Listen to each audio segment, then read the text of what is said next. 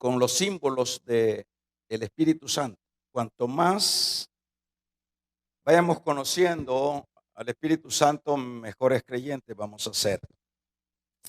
Solo vamos a leer el versículo número 13.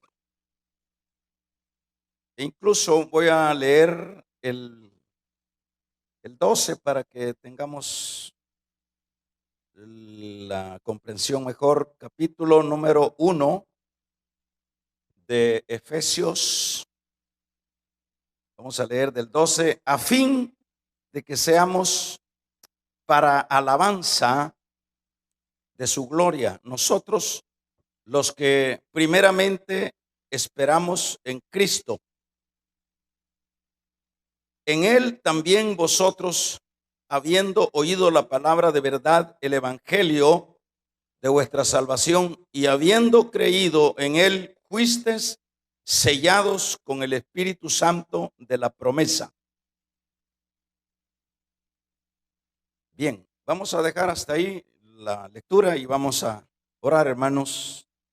Padre, te damos muchas gracias esta noche, una vez más, porque nos has guardado, nos has cubierto, nos has concedido, Señor, el poder desarrollar nuestras actividades, nuestra vida normal, y a la vez nos has concedido podernos reunir esta noche para adorarte y para también conocerte más a través de tu palabra.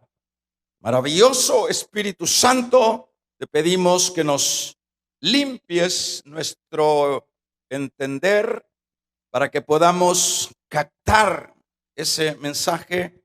Te pedimos que nuestros corazones sean receptivos, que podamos retener aquello que se nos enseña, Dios amado, porque es de esa manera como vamos a poder ser creyentes sólidos.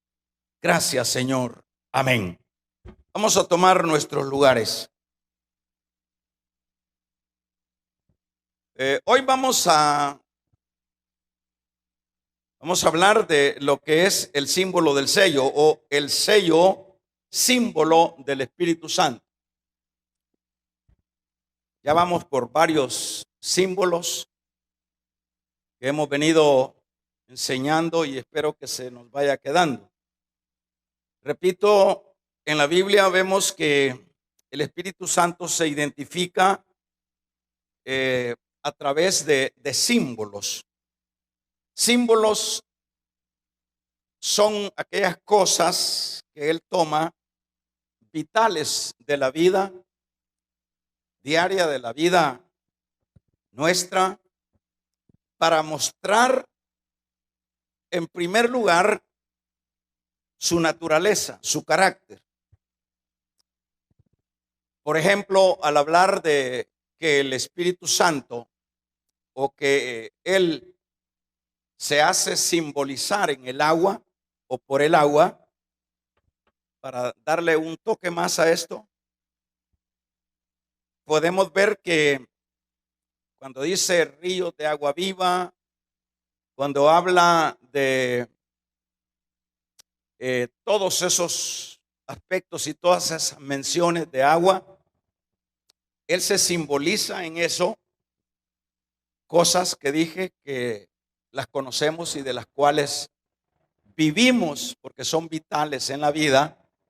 Entonces el Espíritu o Dios toma esos aspectos para mostrarse en ellos, haciéndonos ver, por ejemplo, con el caso del agua, lo vital que es el agua, haciéndonos ver a través de eso que sin el agua nadie puede vivir. Entonces la idea de los símbolos es hacernos entender que sin el Espíritu Santo nadie en lo absoluto puede vivir. Ese son el trasfondo de lo que son los símbolos. El fuego, como ya lo decíamos, ¿quién puede vivir sin el fuego? Jamás pudiéramos vivir. Todo depende, la vida también, del fuego. El fuego purifica, el fuego con el fuego es como podemos desarrollarnos en la alimentación y sucesivamente.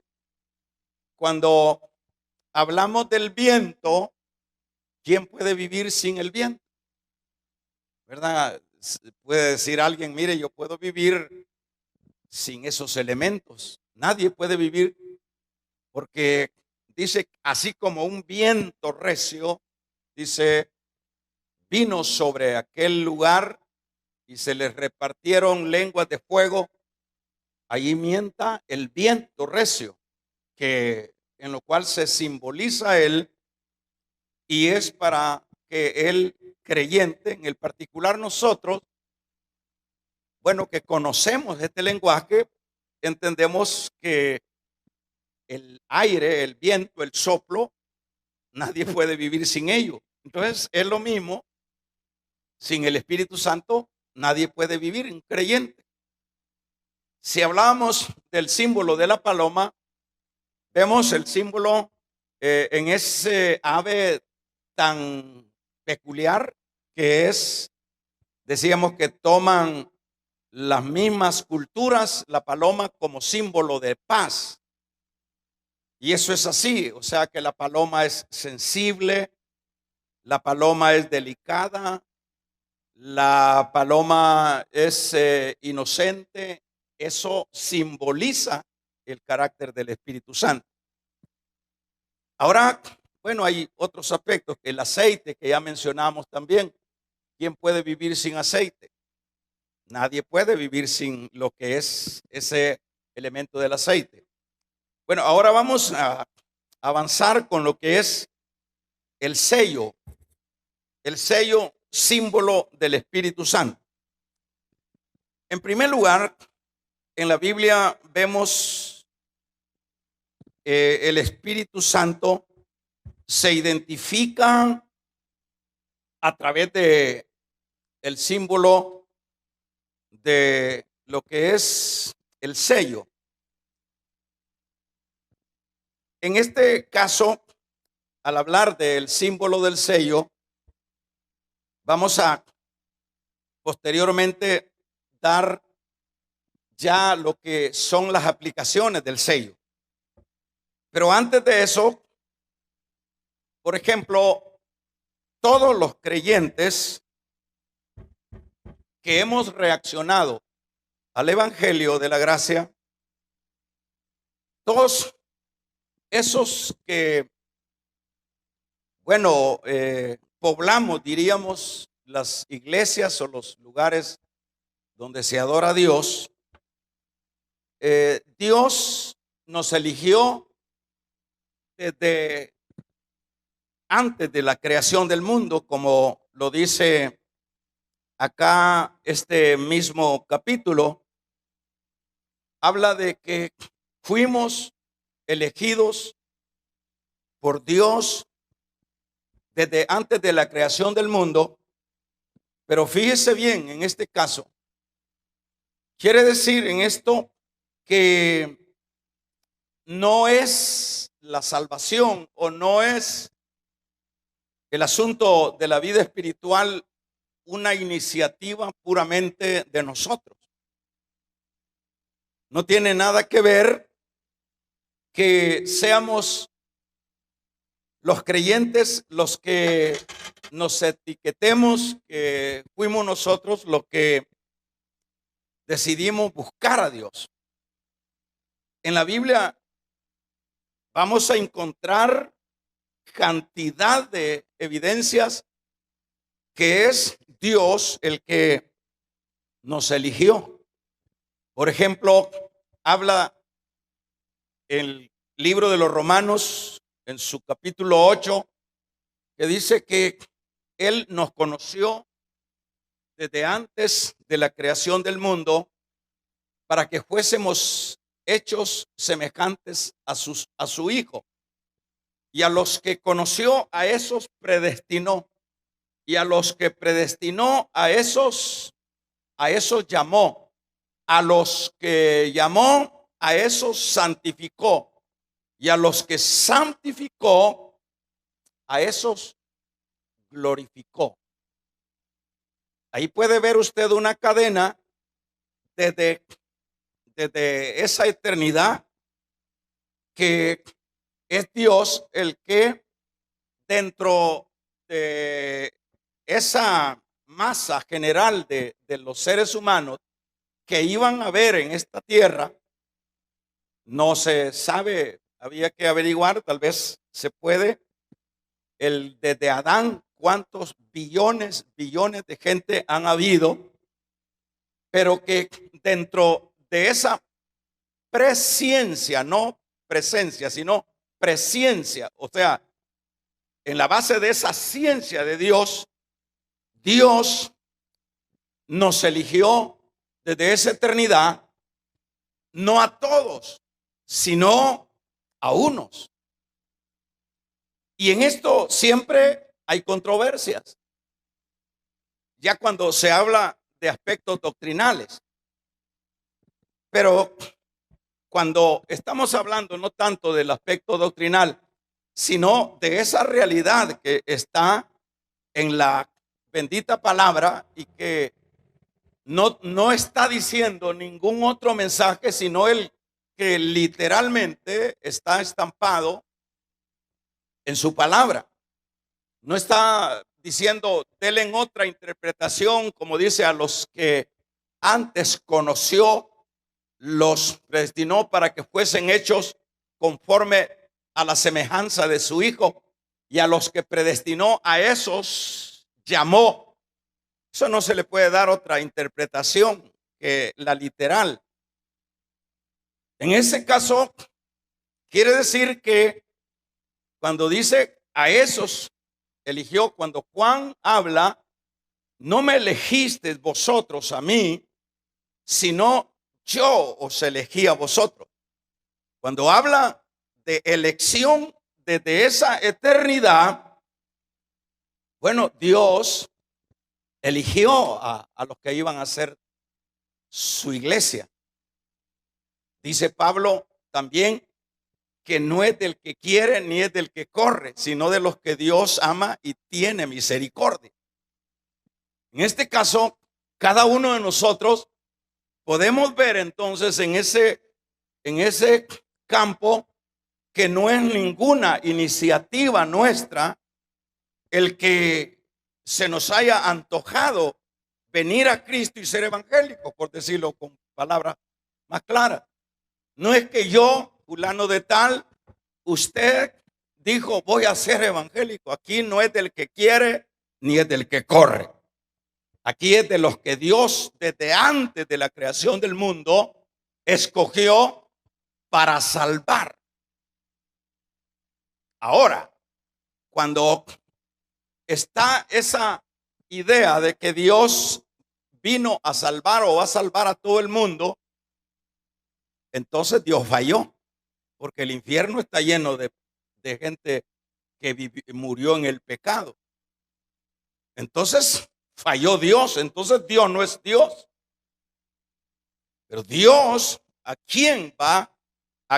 Con quien se comprometió salvar dentro de esa masa de pecadores, porque no hay otra palabra, sino que el hombre desde que Adán pecó, dice que pecó Adán y entró el pecado en Adán y la muerte en Adán, y el pecado y la muerte pasó a todos los hombres.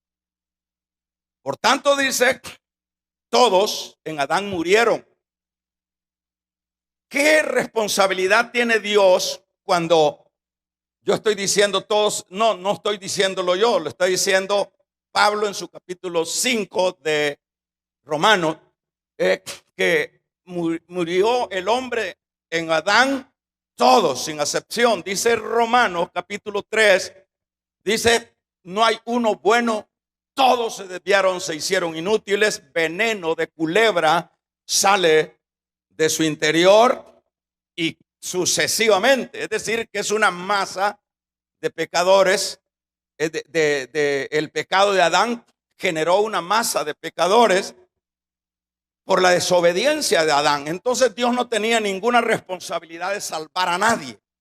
Esto debe de entenderse para que podamos ver las profundidades de la gracia de Dios.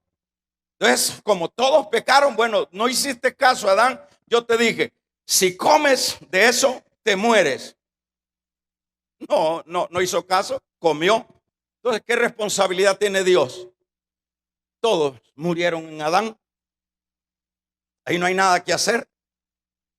Ahora Dios, en su misericordia, en su bondad, Él decide elegir a un grupo de toda esa masa de pecadores, que en este caso éramos nosotros, los que pertenecemos a la iglesia.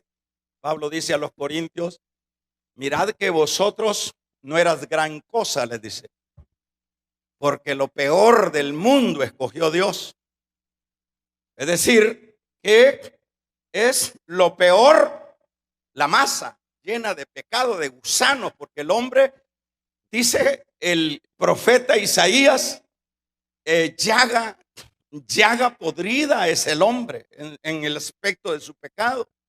Por mucho que se chainee, por mucho que se perfume, en el hombre fuera de Cristo es llaga podrida, desde la coronilla, desde la planta de su pie hasta la coronilla de la cabeza, hinchazón, dice. O sea que nadie puede presumir. Ese es el hombre, esa es la condición, la naturaleza del hombre. Entonces, ese grupo de llagas podridas, que éramos los que pertenecíamos a la iglesia, Dios en su presencia, en esa eternidad, decidió elegirlos. ¿Y por qué los eligió? Porque no los eligió por bueno, aquí no hay méritos, es por su gracia, por su misericordia. Y con la agravante de que fue lo peor lo que escogió Dios de toda esa llaga podrida. O sea que queda sin palabras el hombre al entrar en estos aspectos, hermano. ¿Y por qué estoy diciendo esto? Porque Dios en su misericordia, bueno, en su justicia no tenía que salvar a ninguno, porque todos pecaron. Pero en su misericordia Dios, fíjese lo que está escuchando, porque cuando estamos escuchando esto podemos valorar lo que han hecho por nosotros. ¿Verdad? No es para que se esté divagado, esté pensando, para que analice lo que han hecho por nosotros. Ahora, Él no tenía que salvar a nadie porque todos estaban destituidos de la gloria de Dios. Todos. Pero viene Dios y decide en su misericordia salvarle a usted si es creyente de los de verdad, como dice. Salvar al otro, salvar y salvar y salvar. No por mérito, sino que lo peor del mundo escogió Dios para avergonzar a los que se creen algo. Bueno, eso es la misericordia de Dios, porque usted y yo no merecíamos el que nos hubiese dado esta gracia a Dios, no lo merecíamos. Porque si hablamos del hermano Jorgito, por poner un ejemplo, ¿cuántas eran las blasfemias del hermano Jorge antes de ser cristiano? ¿Cuántas eran las blasfemias de cualquiera de los hermanos, de su servidor? No queríamos de esto, nos ofendía esto. Si diéramos testimonio de lo que antes éramos, nosotros damos miedo de lo que éramos de malos, de contrarios a lo de Dios. Pero como ya estábamos dentro de esa presencia, Dios nos había escogido para salvar. Yo lo he dicho, esto es un razonamiento muy propio, que es como que Dios dijo, voy a dejar por lo menos la semilla de todos estos pecadores. Y decidió, como para que no se extinguiera la especie, voy a elegir a uno. Pero la elección también viene acompañada desde la eternidad, porque Dios no es que está dándose cuenta de las cosas de momento. El Dios todo lo tiene predeterminado, ¿verdad? Ya Dios sabía que el diablo iba a ser diablo. ¿Y para qué lo creó entonces? Para mostrar su poder. Vamos a regalarle ofrenda de palmas al Dios de la gloria. Porque para mostrar la bondad de Dios, el amor de Dios, se necesita mostrar lo contrario de Dios. Y lo contrario de Dios lo tiene el diablo, ¿verdad? Entonces, en este sentido, Dios decide elegir a esa gama de los más malos. Así que en las iglesias estamos los más malos, por eso es que nos sale de vez en cuando la cola. Y los cachos, porque como somos tan malos que todavía no los podemos arropar, ¿verdad? No los podemos cubrir. No crea que son firmitas las que están en la iglesia. Por eso es un error andar buscando que en la iglesia seamos ángeles. Es un gran error. Si partiendo de uno mismo, uno sabe que nada de eso tiene. Si es por misericordia que, hermano, nosotros hablamos de cosas celestiales y podemos entender un poco, porque el Espíritu Santo se encarga de irnos revelando. Pero es la gama de los más, por ejemplo, fíjense que según en mi familia, mis hermanos, mi mamá, mis padres, decían que yo era el niño más humilde, el niño más temeroso, porque, por ejemplo, cuando venía el tiempo de la cuarentena, mi mamá decía a todos los hijos, hijos, vamos a ayunar en esta cuarentena. Nadie ayunaba, yo era el que le ayudaba a ayunar. Pero eso podía dar la idea de que yo era el muchachito más obediente. Pero el hecho de que yo soy el creyente era el más malo de todos mis hermanos. O sea que nadie se puede presumir acá, aún con lo que le estoy diciendo, con la obediencia y con la supuesta humildad, pero no éramos fieras, que no se vayan a enojar. Ahora, esas fieras, dijo Dios, voy a salvar un poco de fieras de esas leonas, dijo. ¿Ya? Voy a salvar a una, dijo, pero luego de que viene, hermanos, viene el evangelio de la gracia, viene Cristo. Estoy dándole toda esta vuelta para que veamos ya lo que es la aplicación del sello. Viene Cristo en su ministerio y trae las buenas nuevas. Ahora, ese mensaje de las buenas nuevas, que evangelio, usted sabe que lo que significa es noticias buenas. Fueron esos elegidos que estaban en la cantina, que estaban en la peor desgracia, que estaban en el homosexualismo, que está, hermanos, en el adulterio, que estaban en todo lo que usted y lo que yo conocemos. Vino el mensaje de Cristo. Y dice Juan en su capítulo número 10, cuando habla de las ovejas del pastor, dice que vino Cristo y dice, mis ovejas oyen mi voz. Quiere decir que hay quien no es oveja de Dios. Mis ovejas oyen mi voz y me siguen. Y dice, y el pastor va delante de sus ovejas y ellas le siguen. En este caso es lo que sucedió con nosotros. Vino Cristo y usted sabe, en el momento estoy tratando de entender, de que usted también lo entienda, de que sí, usted ha tenido un encuentro con Cristo, porque de lo contrario esto no tiene efectividad en lo absoluto.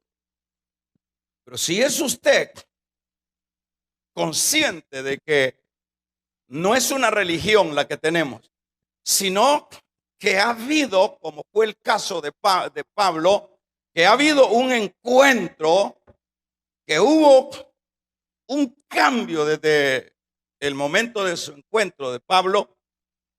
Si ese es el caso nuestro, ¿verdad? Entonces somos de esa misma familia. Mis ovejas oyen mi voz Y en este caso que viene, hermanos, es el elegido el que, el que reacciona. Luego viene el mensaje del evangelio y yo no sé en qué momento usted reaccionó, no sé qué estaba haciendo, no sé qué ocupó el Señor, porque también hay que aclarar que no se entienda que el aspecto emocional, porque usted ve que en las iglesias pasa un montón de gente, pero tal vez por miedo o por emociones, no estoy desligándome que el ser humano no tenga emociones, pero el mensaje que hace diferente al elegido es ese mensaje. Ellos le escuchan y luego ellos, aparte de emociones, dan ese paso de convicciones y empiezan a caminar en la vida de Dios. Y al caminar en la vida de Dios, estos hermanos, bueno, de inmediato empiezan a identificarse en su nueva naturaleza. Y es precisamente donde viene acá el símbolo a operar. En el versículo número 13, y cabe aclarar, fíjese el verso 11, agárreme la Biblia, en el verso 11 dice, y yo, hermanos, del 1 de, perdón, del 11, dice, y en el mismo, en él mismo tuvimos herencia, habiendo sido predestinados conforme al propósito del que hace todas las cosas según el designio de su voluntad. Dicho de otra manera, ya nosotros en este versículo número 11, ya nosotros éramos como el grupo que Dios se asigna para su gloria de los perdidos. Eso es lo que está diciendo el versículo número 11. Lo leo de nuevo. En él, asimismo, tuvimos herencia, habiendo sido predestinados conforme al propósito del que hace todas las cosas según el designio de su voluntad. Ahora, a esos, fíjense cómo viene ahora a manifestarse ya la señal o el sello que el Señor va a colocar en cada verdadero creyente. Y eso es lo que leemos en el 13. En él también vosotros, habiendo oído la palabra de verdad, el evangelio de vuestra salvación, y habiendo creído en él, fuisteis sellados por el Espíritu Santo de la promesa. Ahora ya entramos en lo que es el aspecto del sello. Entonces Dios, aun cuando en esa eternidad, en esa eternidad futura, ya nosotros existíamos en el corazón de Dios, y luego que pasaron los siglos, a saber qué cantidad de millares y de millones de años pasaron, vino el ministerio de Cristo, y como su pueblo elegido, escuchamos su voz y le seguimos. Pero desde el momento que viene, hermanos, este llamado, esta reacción, ¿verdad? Es una realidad de que, bueno, ya entramos a otro terreno, entramos a otra dimensión. Pertenecemos al Señor, dicho de otra manera. Ahora viene el Señor y los marca. Ahora viene el Señor a marcarlos. Y por eso es que estamos tomando los símbolos. Acuérdense que todos los jueves estamos estudiando estos temas o muchos otros temas doctrinales para que podamos nosotros tener columna vertebral espiritualmente hablando. Porque lo contrario, un cuerpo sin columna no se detiene. Un cuerpo sin doctrina espiritual tampoco lo es o se puede.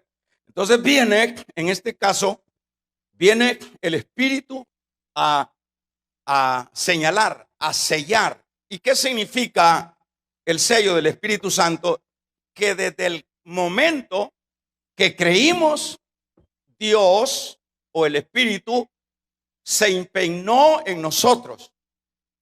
Desde ese momento, el creyente fue asignado para Dios. El creyente le pertenece a Dios porque fue investido desde el momento que creyó, porque la base es creer por la fe.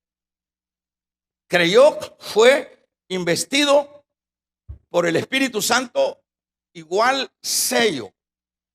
Esa investidura de creer y de que el Espíritu Santo vino sobre el creyente, eso significa la marca. Por tanto, nos ha marcado el Señor como pertenencia de Él. Ahora le pertenecemos a Él. Todo creyente le pertenece a Él. No hay, en este caso. Entonces, cuando ha sucedido ese asentar sobre lo que es aquel que creyó, confesó, ¿verdad? Usted ve lo que dice Romanos: cerca de ti está la palabra, en tu boca y en tu corazón, que si creyeres, creer, y confesares, boca, seré salvo. No dice si pensares. Dios no trae la razón en este asunto. Es un asunto de creer por fe. Entonces, todo ese que cree, de hecho, en el momento que cree, la presencia de Dios por medio de su Espíritu Santo se impregna en su vida. Y ahí viene entonces el asunto del sello. Ahora, cuando viene el sello, esto nos permite que hermanos, que el creyente en ese momento entra en posesión de alguien o de otro, para que se entienda. Es la muestra de la salvación, le pertenece a otro. ¿Por qué Dios tiene que hacer o señalar lo que Él ya desde la eternidad ya ha señalado? Porque ese es de esa manera es como Dios opera en los elegidos o en los humanos. Entonces vamos a ver a continuación, en primer lugar, qué significa en este caso el sellar. En el campo puramente general, en los tiempos, en estos tiempos y en estos también, en los pasados y en esto, el poner el sello era una marca que, hermanos, manifestaba que eso era de un dueño, que eso le pertenecía a alguien. Y eso era de una realidad. Entonces vemos, por ejemplo, acá dice que la marca es lo mismo que un sello. Por ejemplo, váyase al capítulo número Apocalipsis 7:3, corriendo, para que podamos luego ir aplicando lo último.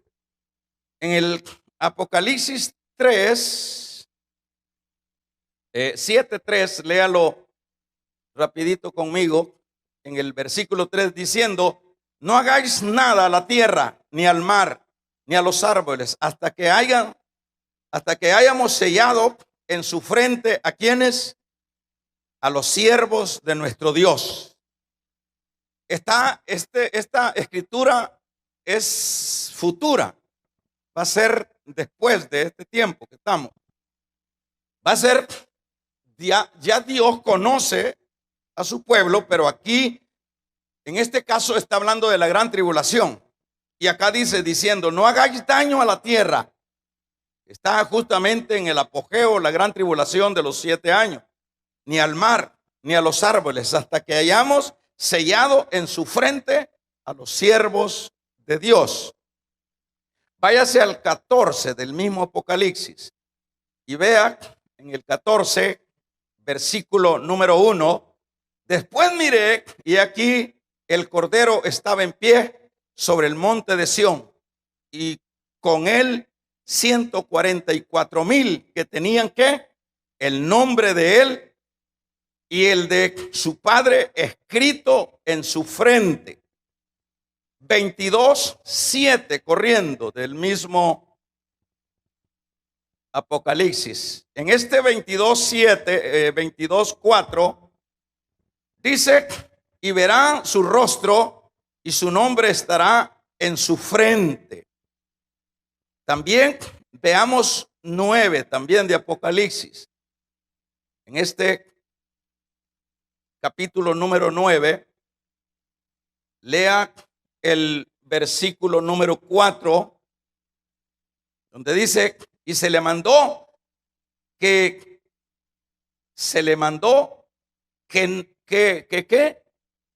no dañasen a la hierba de la tierra, ni las cosas verdes alguna, ni a ningún árbol, sino solamente a los hombres que no tuviesen el sello de Dios en su frente. Aquí le he leído estos versículos para que podamos ampliar el concepto del sello. Aquí está hablando sello, sello, sello, sello, sello en todos los tiempos. Tanto en el pasado, el sello, en el presente, el sello. Entonces, el sello lo que significa es que lo que está sellado tiene dueño. Allá en Apocalipsis, hoy día en la iglesia tiene dueño. Desde que creíste, fuiste sellados por el Espíritu Santo. Le puso el sello de que ahora es propiedad de él. Todo esto es importante que la iglesia lo entienda. Por otro lado, también el sello da también el mensaje que es algo que nadie lo puede abrir sin previa autorización. O sea que un sello, usted trae un paquete sellado, a menos que el dueño que le puso el sello autorice, se puede abrir ese paquete. Los jurgones, los machaman, nadie puede tocar ese machamo porque tiene un dueño.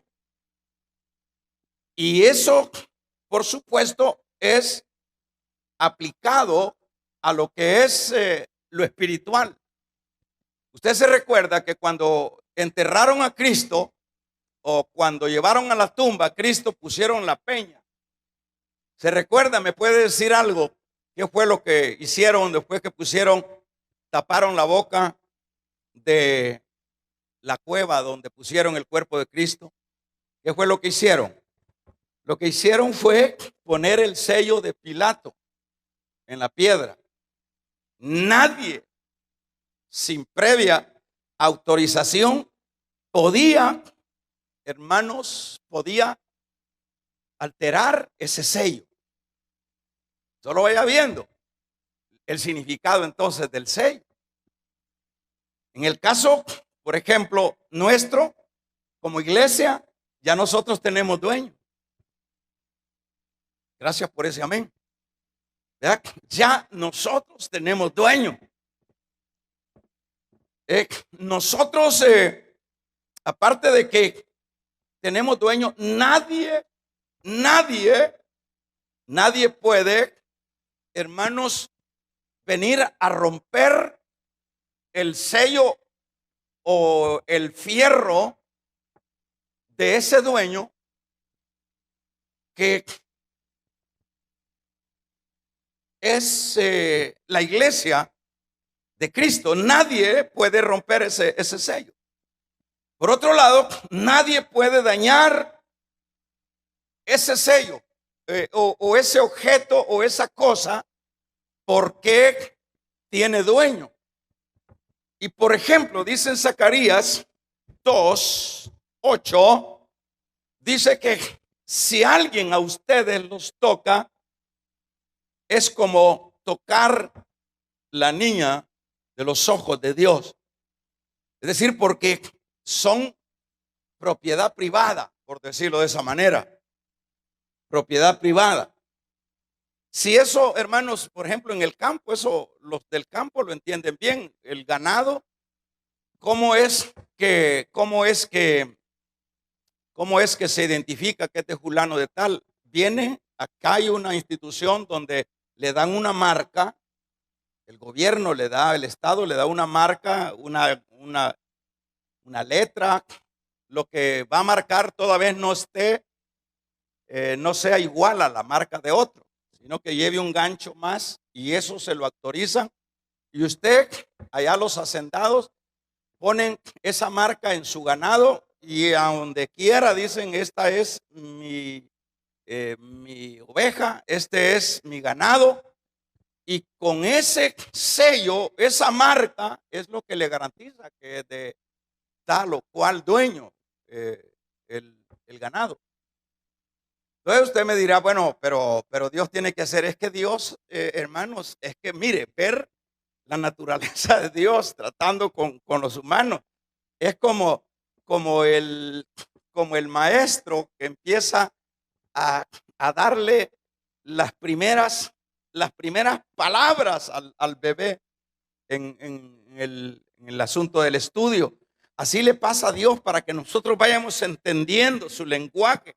Es que esto no es fácil para Dios.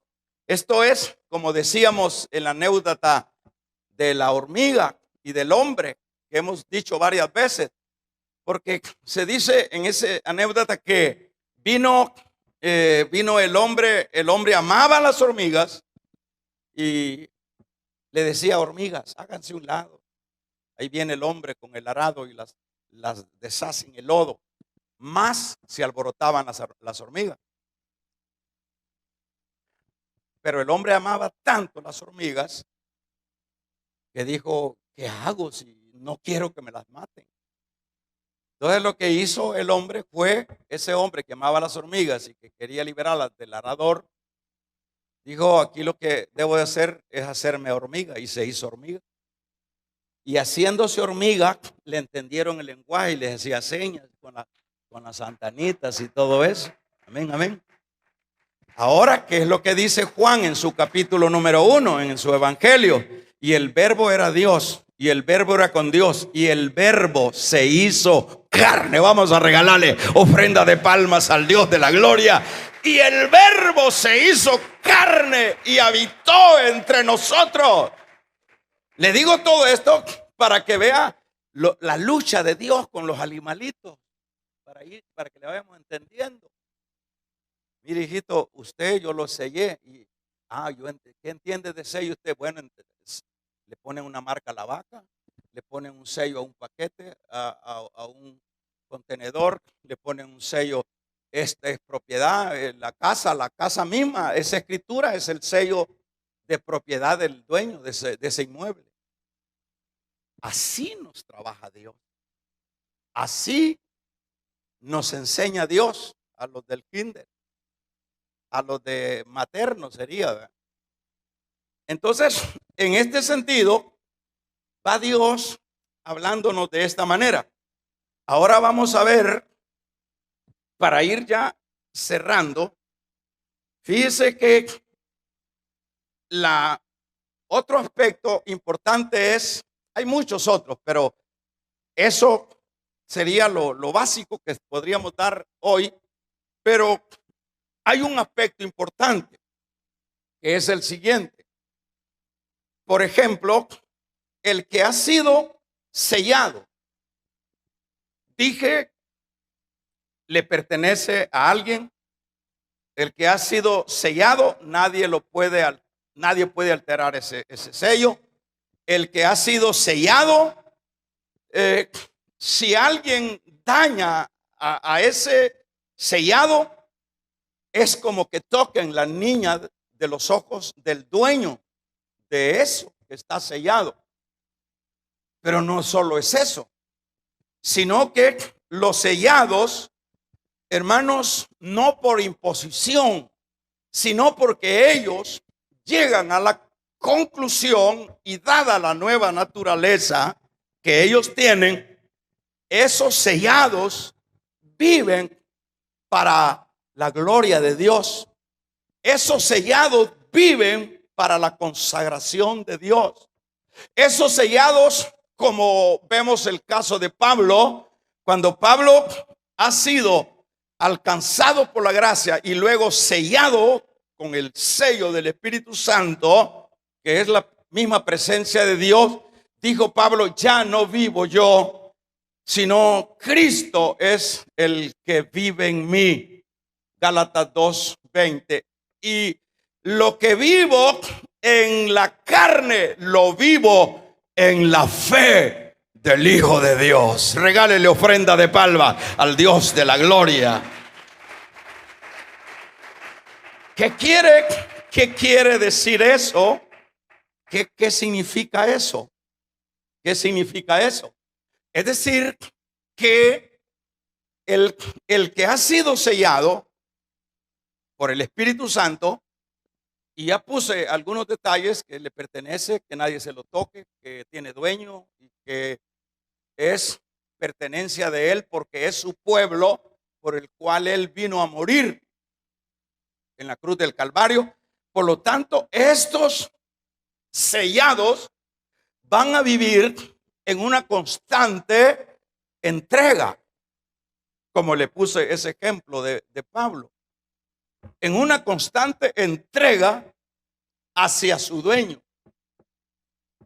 Porque como dice Pablo allá a los romanos, que antes, dice, en la esclavitud del pecado íbamos a donde nos llevara el que nos tenía esclavizado, pero ahora dice que hemos llegado a tener otro dueño, y vaya, qué dueño. Ahora nosotros somos esclavos para ese dueño. Por eso es que, hermanos, al ver el trasfondo del evangelio, y sobre todo el trasfondo del evangelio de este tiempo, el evangelio de este tiempo es el evangelio moderno, es el evangelio sin compromiso. Este tiempo es el tiempo más peligroso en el que está la iglesia, porque en este tiempo es a donde se ha cumplido, y en los tiempos finales el amor de muchos se enfriará. La iglesia está fría. La iglesia no dobla rodilla. Por eso es que el mismo Pablo le dijo, hermanos, y no levanta manos. Dijo Pablo, levantad las manos caídas. La iglesia de este tiempo tiene las manos caídas y las rodillas paralizadas. Vamos a regalarle ofrenda de palmas al Dios de la gloria. La iglesia de este tiempo es una iglesia, hermanos, amímica. La iglesia estoy hablando de toda la iglesia en todo el globo del planeta. Este tiempo es un tiempo donde la iglesia está adormecida. Despiértate tú que duermes. Está dormida.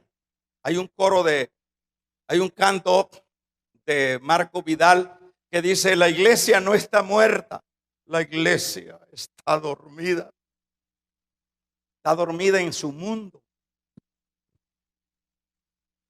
Usted puede ver luego de la pandemia, las iglesias quedaron solas. ¿Y dónde está la iglesia entonces? ¿Cuál es el compromiso? La consagración de la iglesia. Y todavía no se han recuperado. Aquí hubo un montón de muertos que salieron, ya no volvieron después de la pandemia.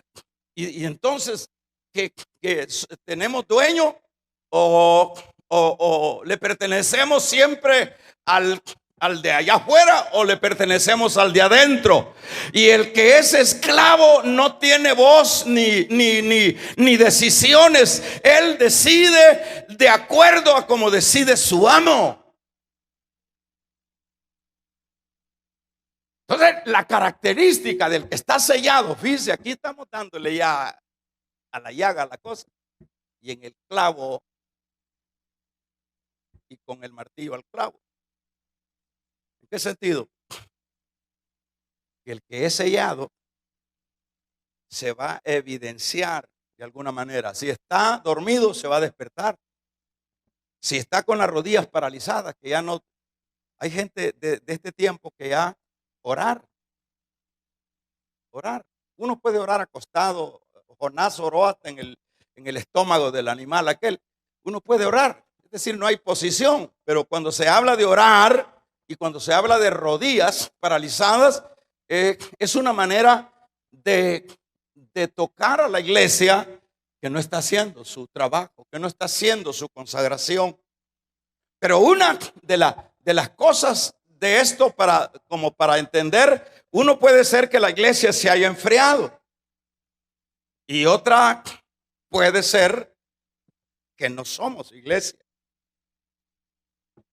Porque siempre el que es iglesia, el que es hijo, aun cuando esté en la posilga, ese se levanta, entra en sí. Y dice, me levantaré e iré a mi padre. La figura del pródigo, el que es hijo. Y el que es hijo nunca se va a perder, porque el Señor dijo, ninguno de los que me diste se me ha perdido. Vamos a regalarle ofrenda de palmas al Dios de la gloria. Ninguno de los que me diste se me ha perdido, con la excepción del hijo de perdición, ¿verdad? Con la excepción del hijo de la perdición. Alguien ha dicho y tiene la tesis de que Judas se salvó porque era de los elegidos. ¿Por qué era de los elegidos? Porque estaba entre los 12. No, eso no significa haber sido elegido. Hay gente dentro de las iglesias que el 70%, según se dice, de las iglesias no son cristianos. El 70%. Dios no anula la responsabilidad de cada individuo. Dios siempre se pone, extiende su mano, dice, todo el día extendí mis manos a Israel, todo el día. Haga ejercicio, usted levante la mano unos 10 minutos a ver si aguanta. Allá cuando Moisés estaba orando, luego se le caían y tuvieron que ponerle puntales para que tuviera. Pero Dios tiene siglos de estar abriéndote las manos. Vamos a regalarle ofrenda de palmas al Dios. Siglos. Todo el día así ha estado el Señor con las manos abiertas esperando a que despierte la iglesia. Usted, hermanita, ya tiempo la conocemos y que ni para atrás ni para adelante. ¿Qué pasa? Y a usted también, hermano, no se le ve señales. ¿Cómo le llaman eso cuando le toman el pulso si todavía está vivo? Signos. Hay algunos que se les siente el signo, pero si son ovejas se van a levantar. Estos mensajes para levantar muertos. La vida cristiana no es un asunto externo, es interno. Entonces, el creyente, y yo insisto, y no le voy a pedir disculpas por esto, yo insisto, haga en un cuadernito, vaya anotando qué es lo que usted se ha consagrado para Dios. Y la consagración no es para salvarse, cabe aclarar. Es que el que es salvo se va a consagrar. Y si está paralizado, si es de los elegidos, se va a levantar. Ahora, haga números usted, ¿qué es lo que está haciendo? ¿Qué es lo que está haciendo como cristiano? Su negocio es lo más importante. Haga números, cuántas oraciones, cuántas horas de oración tiene en estos 10 meses. Cuánto se ha profundizado en la Biblia, pero no para altercar, sino para ser humilde y aprender, porque la Biblia no es para altercar. La Biblia no es para cuestionar, la Biblia es para ser humilde y conocer a Dios y someterse a Dios. Haga números cuántas almas se ha ganado para Dios. Haga números. Haga números cuántos ha invitado. Mire qué feo se sienten los hermanos cuando dirigen. Que ya no lo hagan, hermano. Dice, levanten la mano los que nos visitan por primera vez. No hay hermanos y nunca ha traído a nadie. ¿Quién va a venir? Vamos a regalarle ofrenda de palmas al Dios de la gloria. Nunca has traído a nadie. Y entonces, unas cosas incoherentes. ¿A cuántos has traído? ¿A cuántos te has ganado en estos 10 meses? No estoy hablando de los 15 años que tienes para atrás.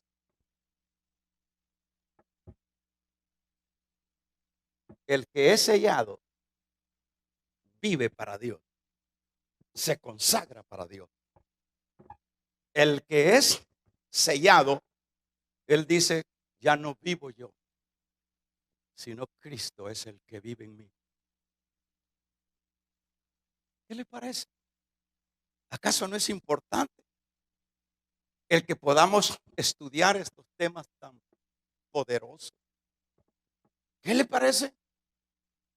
Entonces es ese sellado que va a decir, imagínense, mire cómo la gente está tirando los privilegios.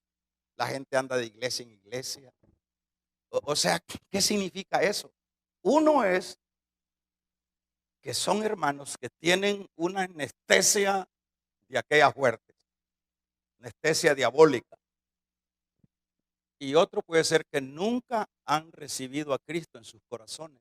Y por eso están, como dicen por ahí, cuando alguien está encunetado con freno y con trozo, no hay forma que se mueva ese carro de ahí.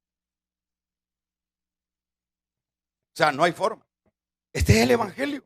Este es el evangelio de Dios. Fíjese lo que dice Juan, capítulo número 6, verso 27, corriendo. ¿Sabe qué dice en este versículo? ¿Está conmigo? Trabajad no por la comida que perece. ¿Sí? 27, perdón. El 27.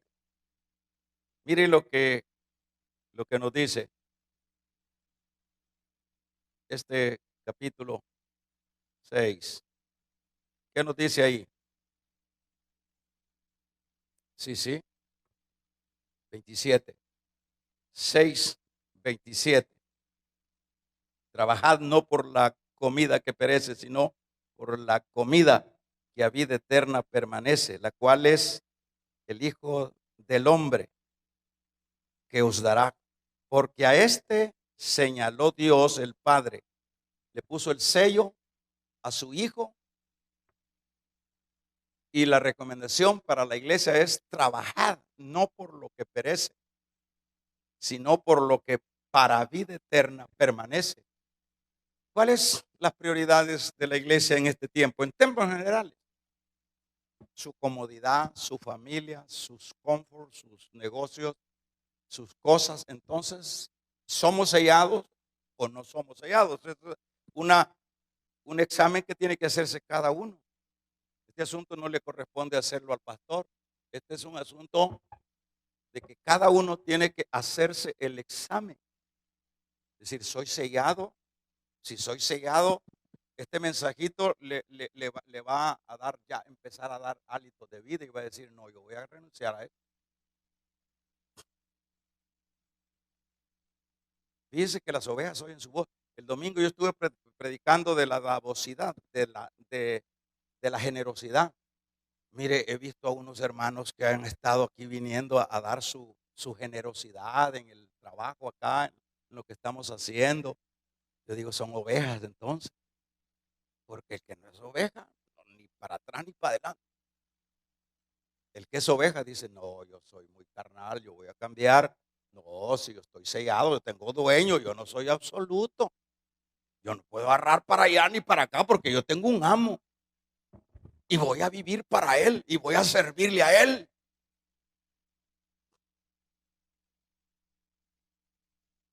Lo que identifica al sellado es que bueno, vea el caso de los apóstoles. Pedro y cada uno de ellos eran personas selladas con el Espíritu